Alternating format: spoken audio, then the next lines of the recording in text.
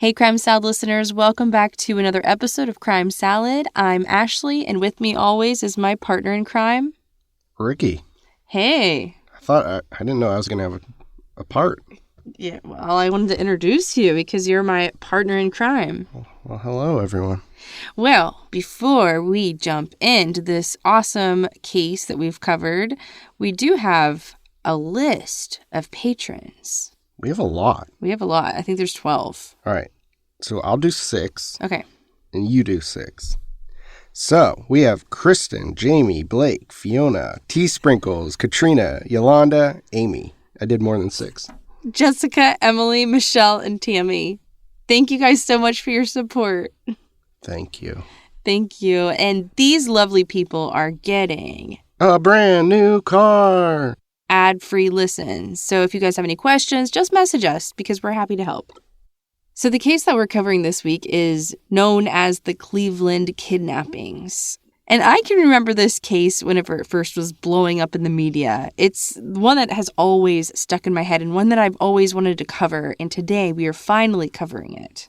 I remember the YouTube video. The YouTube video? Of that guy who saved them, Charles Ramsey. I barbecue with this guy. Yeah. We listened to salsa music together. But he's an extraordinary guy, and he literally saved these women. Like, he didn't even know he was going to save someone that day. It's pretty crazy. I mean, heroics aside, though, he's a storyteller. Yeah, he's pretty amazing. Someone needs to get him on a podcast. You should have, really won an award, I feel like. I actually did, too. Yeah. Well, anyway, let's jump into this week's episode.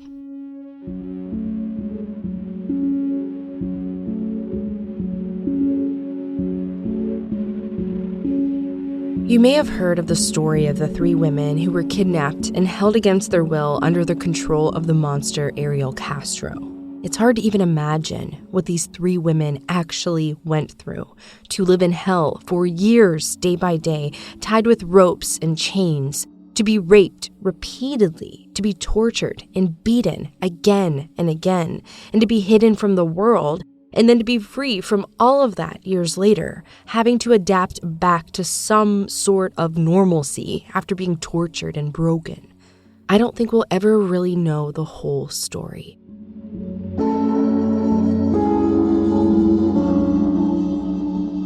Let's jump into part 1 of The Vanishings.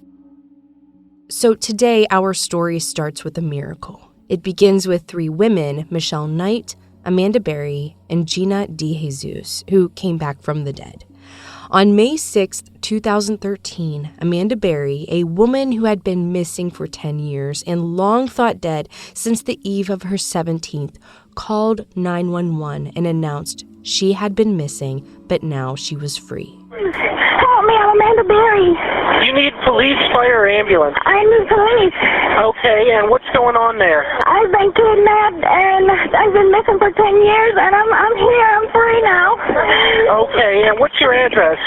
2207 Seymour Avenue. 2207 Seymour, looks like you're calling me from 2210. Okay, stay there with those neighbors, talk to the police when they get there. Okay. Thank you. Hello? Yeah, talk to the police when they get there. Okay, I'm gonna leave right now. We're going to send them as soon as we get a car open. No, I need them now before we get back. All right, we're sending them, okay? Okay, I mean, who's the guy who's the guy who went out? His name is Ariel Castro. I'm Amanda Berry. I've been on the news for the last 10 years. Okay, I got that here. I already. Right, the police are on the way. Talk to them when they get there.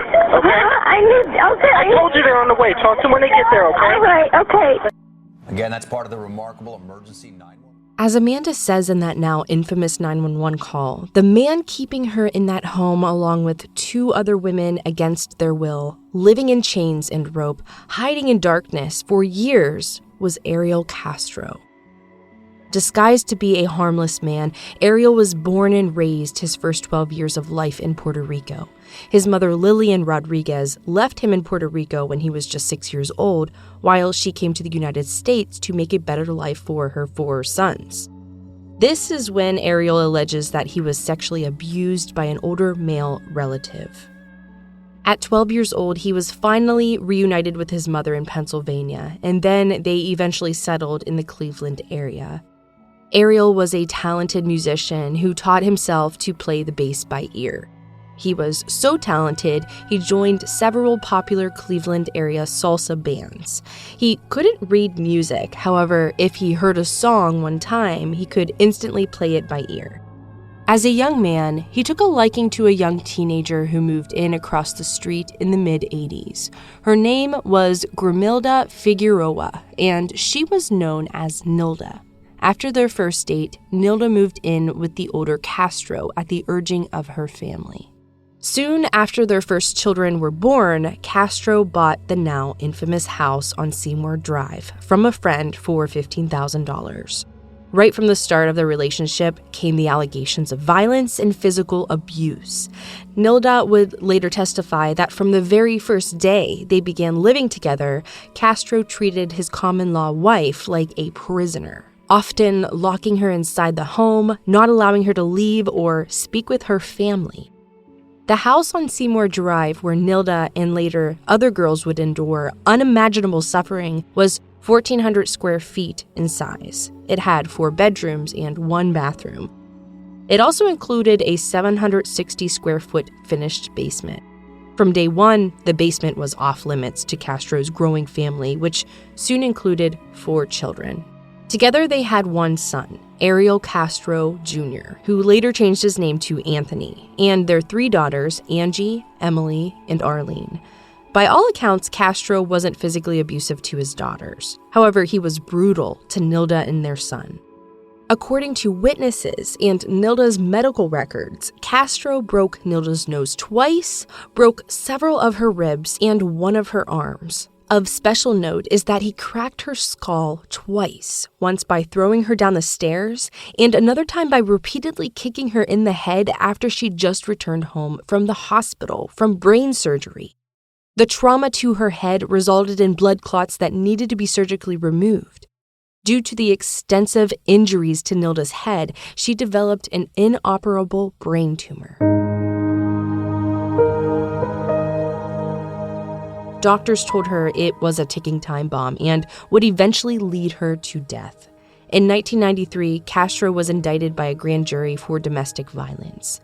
On the eve of the trial, he threatened Nilda that if she ever testified against him, he would kill her and their 4 children. As a result, Nilda retracted her statements of abuse. Castro would continuously deny Nilda's allegations of abuse and even insisted that it was Nilda who was abusive to him. In 1996, Nilda met a security officer at the hospital where she was being treated for her brain tumor. He offered her a lifeline. With police standing by, he moved Nilda and her 4 children out of the House of Horrors on Seymour Drive and in with him. His name was Fernando Colon, and Castro would promise to get him back one day for taking Nilda from him. He kept that promise too, which will be discussed more in depth in part 2 of our story. Castro consistently tried to get Nilda back, not because he loved her or missed her, but because he liked to win. He saw Nilda as his personal property. There would be grave consequences for both of them for that betrayal.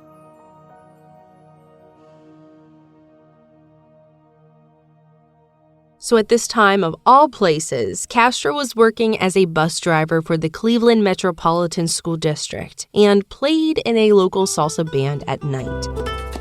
That is where he would meet his much younger girlfriend, Lillian Roden. Lillian and Castro dated from 2000 to 2003. She was 16 years his junior and described him as handsome, romantic, and suave. She said that he was the perfect gentleman who swept her off her feet. So she was shocked and devastated when he wrote that letter in 2003 telling her that his life was too busy with his job and his music for a relationship. Because she believed that they were heading towards marriage, and the two even got matching tattoos. In the book Lost Girls by John Glatt, she would tell the author that Castro was never violent with her and always gentle. There is a reason for Castro's uncharacteristic change in behavior. First, he wanted to restore his reputation in the local close-knit Puerto Rican community.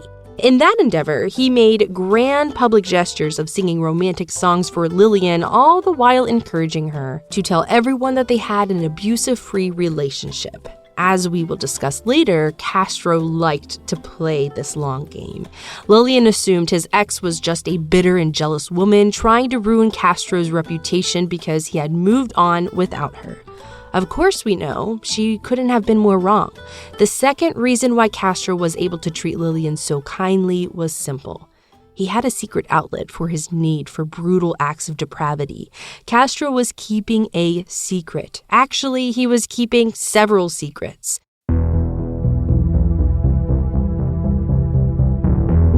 The name of his first secret was Michelle Knight.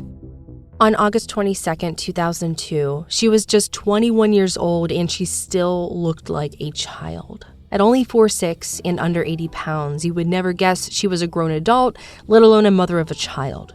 Michelle was raised in extreme poverty and had a tragic upbringing. Her parents were both drug addicts, and they often lived in dilapidated surroundings, having to move often. For 2 years, Michelle and her parents and her 2 younger twin brothers lived in a car, eating food they picked off of fruit trees. When they did finally live in traditional housing, it was in bad, crime-ridden neighborhoods with various other family members and often strangers.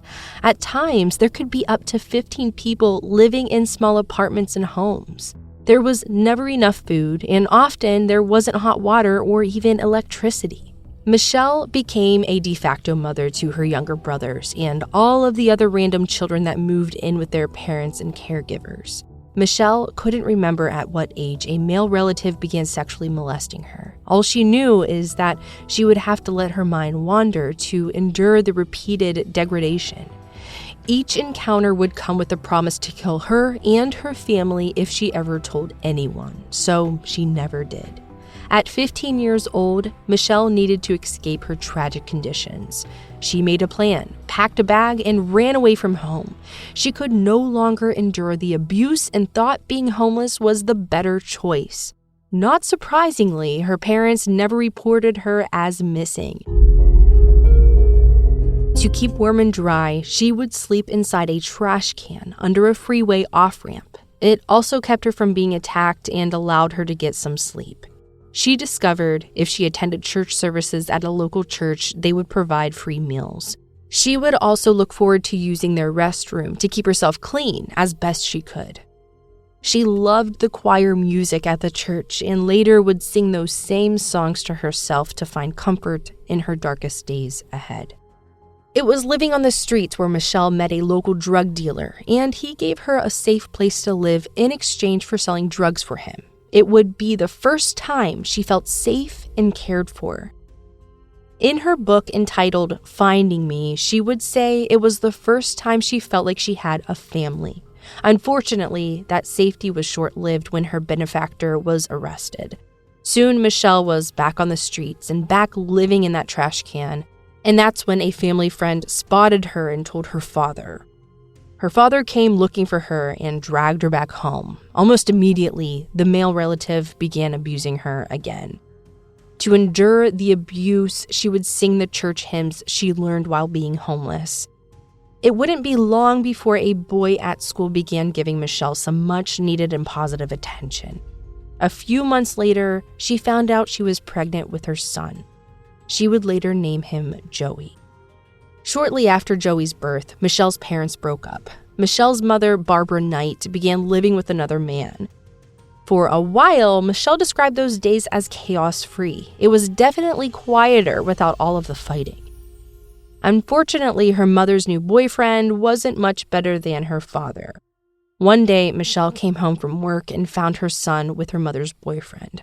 Her mother was supposed to be watching Joey while Michelle was looking for a job. When Michelle arrived home that day, he made unwanted sexual advances towards her. When she refused, he grabbed her son by the leg and snapped it. Michelle took her baby to the hospital and told the doctors that Joey had fallen at the park. She was worried if they knew the truth that they would take her son away from her. Unknown to Michelle, a family relative had called the hospital and told them what really happened to Joey. Social services were brought in, and just as Michelle had feared, they took custody of Joey until Michelle could prove she could provide a safe environment for him. Michelle immediately moved in with her cousin, got a job, and was doing everything that was required of her to get her son back. It was on August 22nd when she had her next scheduled visitation with her son. A social worker had offered to pick up Michelle because she didn't have transportation. However, she declined because her cousin had offered her a ride. When that ride fell through, Michelle began walking. She started out very early so she wouldn't be late. On her way, she got lost. She walked into a Dollar Tree store to ask for directions. While there, a man she recognized told her he knew exactly where she was going and would be happy to give her a ride. That man was Ariel Castro, and he was the father of her friend, Emily. Michelle thought it was her lucky day. Now she would get to see her son, and she wouldn't be late. Once inside the car, Castro told her that he needed to do one small errand first at his house. She said that was fine, but it would need to be quick because she really couldn't be late. He told Michelle his dog had just had puppies and he needed to feed them. Then he offered to let her pick out one of the puppies for her son. Michelle followed him inside and immediately noticed how dark and messy the place was. He led her upstairs to a closed door. He told her to open the door and go in to pick out a puppy. Once she was inside the room, she was immediately confused. She didn't see any puppies, but Castro had closed the door, locking her inside. He told her to take off her clothes and lie down on a dirty mattress on the floor. There, he masturbated over her while calling her degrading names. Michelle was used to this kind of treatment and tried to act like she wasn't mad and wouldn't report it. She promised to keep it just between them if he would still take her to see her son. She had no idea she wouldn't leave that house for another 11 years. Castro tried to explain to her that he had a sexual problem and would need her to stay for a few days. He said he wanted them to be friends. He duct taped her hands and her feet and strung her up on a wire she didn't realize was already in place. He left her hung up like that for hours. When he returned, her arms and legs were numb. When he cut her down, she immediately fell to the floor. He demanded she got up and walk downstairs. When she explained that she couldn't move, he hit her and kicked her. Eventually, he carried her down the stairs into his basement where he had long, heavy, rusty chains all prepared for her. There, he raped and sodomized Michelle for hours. When he was done, the mattress in the basement was soaked in her blood. Before he left, he chained her hands, legs, and stomach around a support beam in the basement. Then he stuffed an old gray sock in her mouth and duct taped it shut. Castro put a motorcycle helmet on her head to muffle her screams. She had to concentrate very hard to take in enough air to breathe. He told her once he could trust her, she could have a little more freedom. Castro's version of freedom didn't resemble freedom at all. The next day, Castro came back into the basement in a rage. He had Michelle's wallet and realized she was almost 22 years old. He was livid because he thought that she was much younger. Originally, he thought she was a 13-year-old prostitute.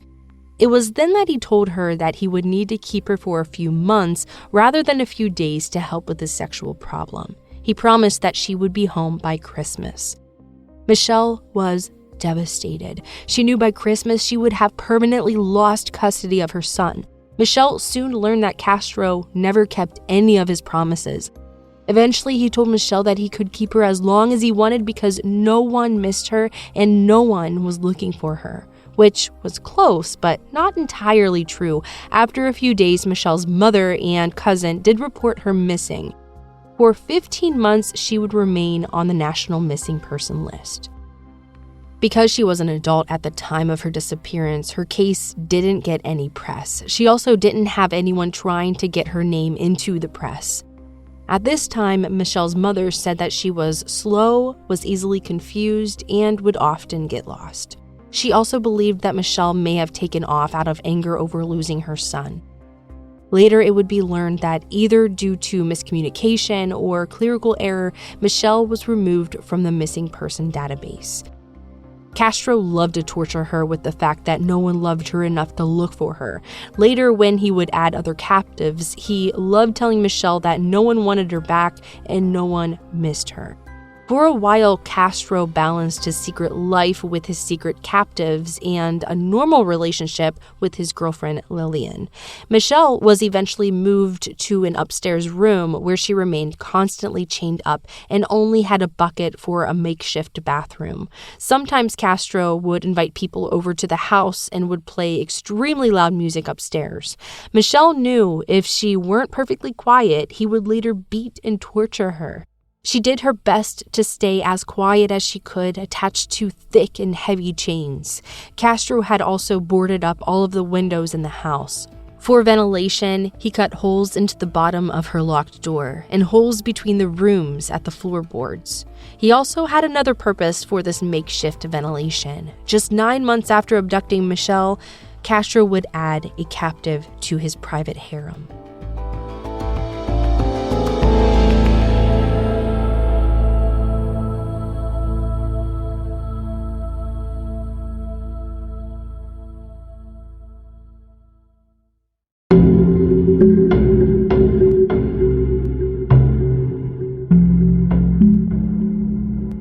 On April 21st, 2003, Amanda Berry was just finishing her shift at Burger King.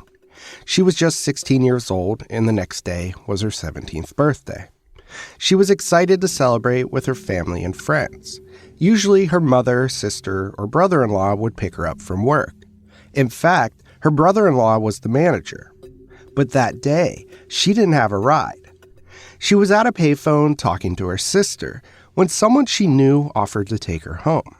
Without telling her sister the name of the person offering her a ride, she hung up and said she would see her soon. That person was Ariel Castro. He was driving his blue van and he recognized Amanda. His son, Ariel Castro Jr., had worked with Amanda, and she also went to school with his sister, Arlene. Similar to Michelle's abduction, he took a detour to his house. He told Amanda that Arlene was inside and she should come inside real quick to say hello. Amanda reluctantly went inside and followed him up the stairs. He pointed to a locked door with a hole cut out in the bottom and told her to take a look inside. She saw a young girl chained to a bed. He told Amanda that this was his roommate and she was very messy. Amanda began getting a funny feeling in her stomach and demanded to be taken home. When she tried to run from the house, she panicked and opened up a closet, thinking that it led to freedom. It did not. That is when Castro attacked her and dragged her into the basement. Once again, just like Michelle, he raped her and then chained her to the support beam in the basement. She also had a sock shoved into her mouth and a motorcycle helmet placed over her head. Over the next 5 days, he raped and sodomized her 29 times. Amanda kept count because if she made it out alive, she wanted him to be held accountable for each violation of her body. There was a stark difference between Michelle's abduction and Amanda's abduction. Amanda had people looking for her. Her mother, Luana Berry, and her sister, Beth Serrano, were nightly fixtures on the news, handing out flyers and making pleas for her safe return. Sadly, Amanda's mother died before being able to find Amanda. For nearly 3 years, she has publicly pleaded for her daughter's return. Tonight, the mother of missing teenager Amanda Berry is dead. Fox 8 News reporter Kevin Freeman now. Here with the tales of Kevin, just an increasingly sad story. Yeah, very sad, Lou. Luana Miller died just after 2 o'clock this morning at Lakewood Hospital after a long illness. Relatives and friends say she died of a broken heart, and they vowed to keep the search for Amanda Berry alive. It's been so long, I just need to know. It's killing me. I need to find out what happened with my daughter, or if she's out there, where's she at? That was April 2004. Luana Miller appeals for help in finding her 16-year-old daughter, Amanda Berry. The teen disappeared after leaving her job at the Burger King at West 110th in Lorraine the year before. Her last few years.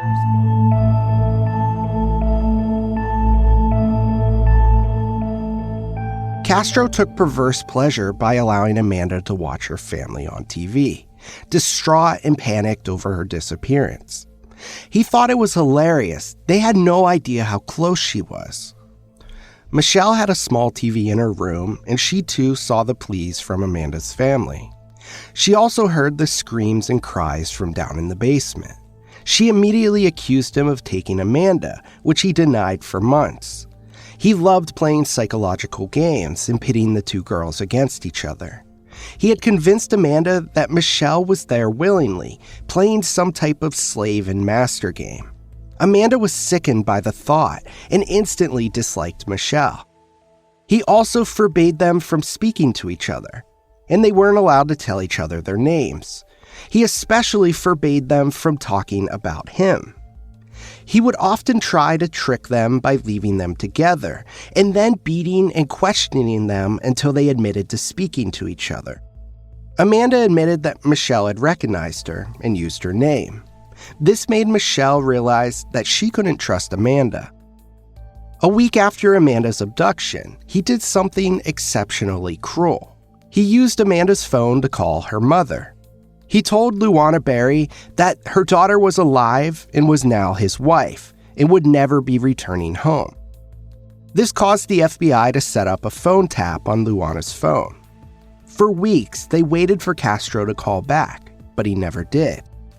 They had no idea that they had pinpointed the call to within 3 blocks of Castro's home. Over the years, there would be other missed encounters just like this. They were often close to the girls, but not close enough to save them.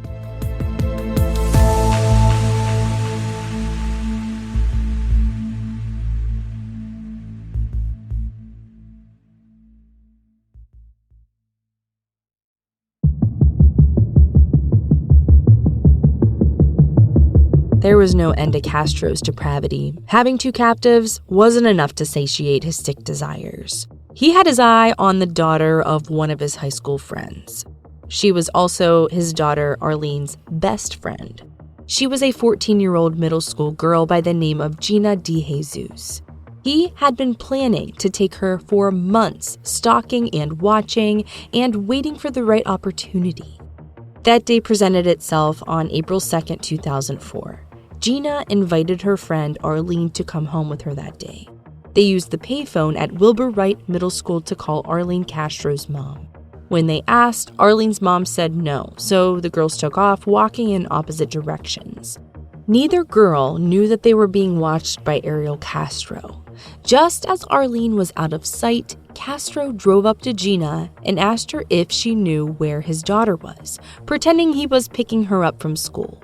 He offered to give Gina a ride home, and since it was the father of her classmate, she felt safe taking him up on the offer. Using the same ruse he did on the other girls, he told her that he wanted to stop back home for a quick errand. He thought Arlene would be at his house, and he wanted to give Gina the chance to say hello. When she was reluctant to get out of the car, he promised Arlene was inside. Once inside, Gina started to get a bad feeling. The place was dark and messy and smelled like cigarettes. When she realized Arlene wasn't there, she asked to leave. Castro again promised to take her home if she would first help him move a heavy speaker from the basement. Now, this is where reported details differ. We are going with the version of events that Gina herself shared in the book entitled Hope, co-written with Amanda Berry. In her book, she stated that Castro locked her in the basement, chained her to the support beam, and placed the same motorcycle helmet over her head for days. She was only given a bucket to use for a makeshift bathroom, and there was the same dirty mattress he raped the other 2 captives on. He would lie in bed with her and fondle her, telling her that he planned to take her for a very long time. This would be the exact opposite thing he would tell the other captives and judge 10 years later. He would later apologize to the DeJesus family and tell the court he went to school with Gina's father. He insisted it was a spur-of-the-moment decision and he had no idea she was 14 years old. But to Gina herself, he admitted his darkest depravity. He always intended to take her. 4 days after she was taken, Castro raped her for the first time. Like the others, he was insatiable, and she screamed and cried throughout the first week. The other girls heard Gina screaming, but Castro kept denying he had another captive. He insisted he was listening to porn. Michelle saw the plea on the TV from Gina's family and accused him of taking the young girl, an accusation he repeatedly denied. Michelle was never one to back down to Castro. She would often call him out on his hypocrisy, especially his attendance at church. She couldn't believe he had the audacity to sit in God's house once a week and then come back home and torture his captives. She took the punishments he gave out rather than break. Unfortunately, Gina wasn't as strong, and she wasn't handling captivity as well as the other girls. She had fallen into a deep depression and was contemplating suicide.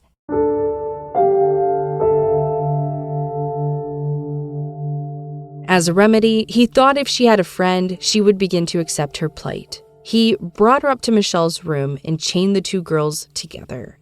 He made her promise to use a fake name. However, as soon as he left the room, Michelle told her that she knew her real name was Gina de Jesus and she had been kidnapped. She also told Gina about Amanda Berry. Like Amanda's family, Gina's family would never stop looking for her. In fact, the FBI had linked the two missing girls taken just 9 months apart on the same street. They always believed the same person took both girls. The family would hold prayer vigils for the girls on the anniversary of their disappearance, and through the years weathered speculation when tips came in on the whereabouts of the girls' alleged remains. Castro would find these events hilarious and make the girls watch the press conferences, laughing at the authorities and never realizing the girls were right under their noses the entire time. The thing that went through my mind was Beth, Amanda Berry's sister, and what she must be going through. Nancy Ruiz knows all too well the pain the Berry family is experiencing right now. As soon as she heard the news this morning of the search for Amanda Berry's remains, relatives called and came over to her house to comfort her. Her daughter, 14-year-old Gina de Jesus, went missing back in 2004, just a year after Amanda Berry's disappearance. 6 years ago, the FBI also got an anonymous tip on the whereabouts of Gina de Jesus' remains. So Ruiz says today's events feel eerily similar. In 2006, when they excavated a garage, because it was said that my daughter's remains were supposed to be buried there, and they were not. I knew that. And by the time they were done, they didn't find anything. And I know the heartache that my family went through, what I went through. And I could just only imagine what Beth and her family's going through. I mean, especially with her mom not here. Thursday afternoon, Ruiz went to West 30th and Seymour Street, just a block away from where the FBI is conducting their investigation. She spoke to people in the neighborhood. She says she came to the scene because she wants to be there for support. Because I wanted Beth to know that she's not alone. Gina's mother says she continues to wear shirts with her daughter's face on it to bring attention to the disappearances. She says wearing the shirt keeps her going, plus today's FBI activities on the corner of West 30th and Wade gives her hope that maybe her little girl will be found too. If she is there, I mean, they will have closure and they will be able to move on forward. But if she's not there, I will tell Beth, keep her faith. Because Amanda's out there somewhere just like Gina.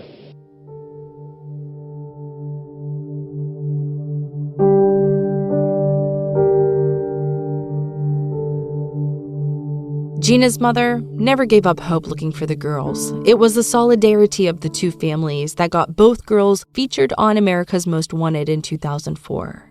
Arlene Castro would be interviewed for the segment, having been the last person to see Gina alive before her abduction. This is Tom Morris with one of our most mysterious missing child cases. It started at this Cleveland middle school 1 year ago today. 14-year-old Gina de Jesus left school and started walking down this busy Cleveland street. She never made it home. Gina vanished in broad daylight. When I came home and I got on the phone, and from 4 o'clock I started calling friends after friends. They said they did not see her. I talked to the last person who did see Gina that day, her best friend and classmate, Arlene Castro. The two girls were walking home together, hoping to spend the rest of the afternoon at Gina's house. I decided to call my mom and ask her, and so she gave me 50 cents to call my mom, and so my mom said no, that I can't go over her house. And so I told her I couldn't, and she said, well, okay, I'll talk to you later, and she just walked. Normally, Gina would have taken the bus, but after she gave Arlene 50 cents for the payphone, she didn't have enough money left for bus fare. So she headed home on foot. Police canines tracked Gina's scent from the payphone at the corner, right down the street, halfway up the block, to this No Street sign right here. And this is where the trail went cold. The disappearance of Gina DeJesus on busy Lorraine Avenue has sent a familiar chill through this Cleveland community. So this is a Burger King. The cops working to bring her home are the same cops trying to solve the disappearance of another teenage girl, almost exactly a year earlier and just a few blocks away. Amanda Berry vanished on April 21st, 2003, as she walked home from her job at this fast food restaurant. And when she disappeared, which direction was she walking? She was last observed to be walking northbound on West 110th, which is a street right here. Two attractive teenage girls. They disappear in similar circumstances, along the same busy avenue. What does it mean? A lot of the local people around here, are talking about it as well and how they're getting a little bit scared for their children as well.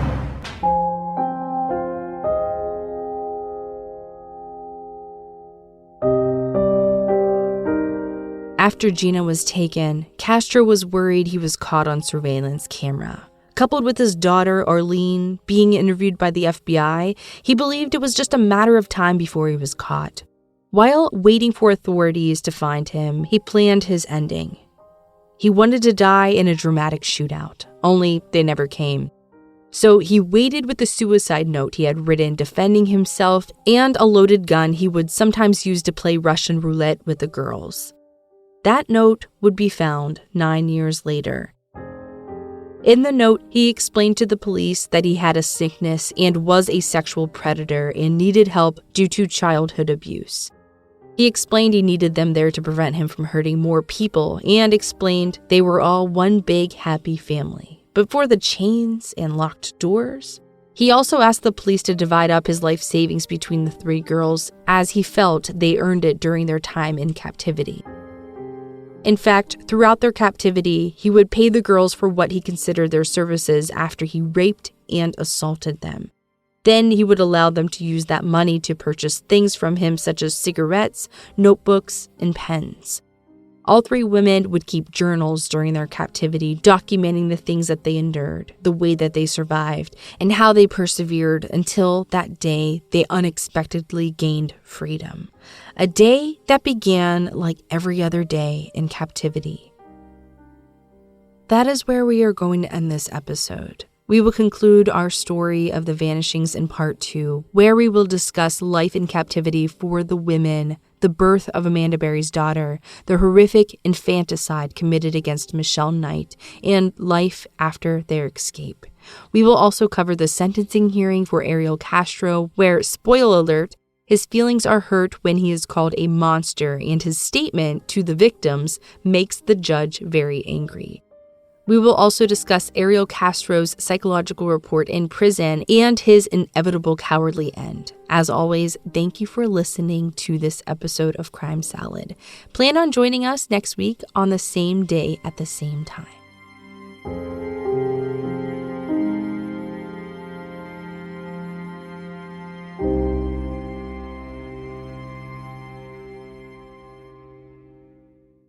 Crime Salad is a Weird Salad production. Are you kidding me? That was perfect.